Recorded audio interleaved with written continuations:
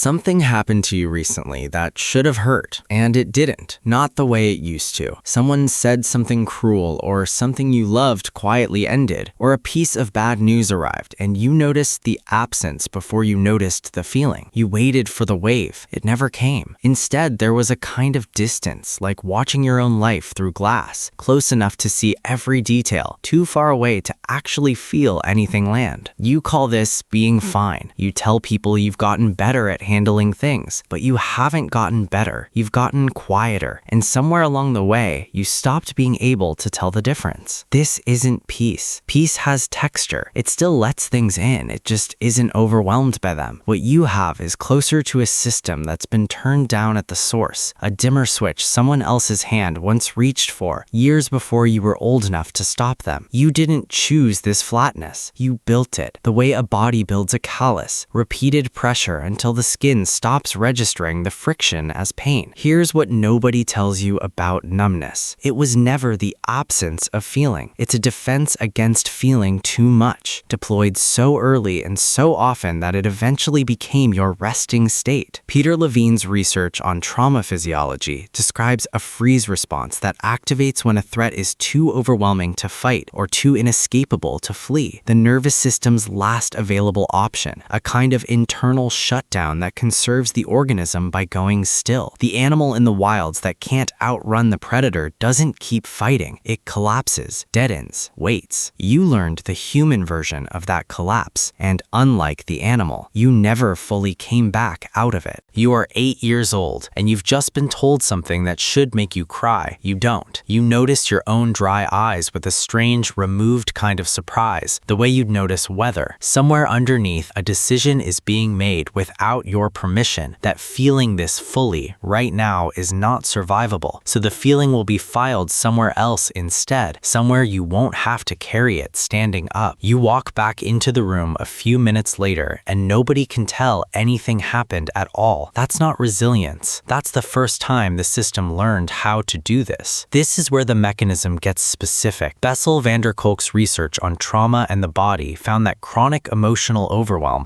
especially in childhood, especially when there's no safe adult to help regulate it, doesn't just affect memory or mood in the way you'd expect. It changes how your nervous system processes sensation itself, dampening the body's capacity to register its own internal signals over time. The technical term is alexithymia adjacent, not an inability to have emotions, but a breakdown in the wiring that lets you notice them while they're happening. You're not cold. Your signal is being intercepted before it reaches you. And this isn't a flaw in an otherwise healthy system. It's the system working exactly as designed. Stephen Porges, developing what's known as polyvagal theory, mapped a third nervous system state beyond simple fight or flight, a dorsal vagal shutdown that the body reaches for when neither fighting nor fleeing will work, producing exactly the symptoms you live inside now. Low energy, disconnection, a muted relationship to your own body, a sense of watching yourself from slightly outside. This isn't depression pretending to be calm, it's protection that never received the signal to stand down. Here's the part that's hardest to sit with. Numbness doesn't just block the pain you wanted gone, it blocks everything indiscriminately, because your nervous system doesn't have a dial fine enough to dampen only the bad feelings and leave the good ones intact. So you also feel less joy than you should, less excitement at things that used to move you, less of the particular aliveness other people seem to access without trying. You didn't sign up to lose that part too. It was bundled in, the cost of the protection you never consciously asked for. This is what it adds up to, gathered into a single weight. Every time you felt strangely unmoved by something that should have wrecked you, every time someone said, "You're so calm under pressure,"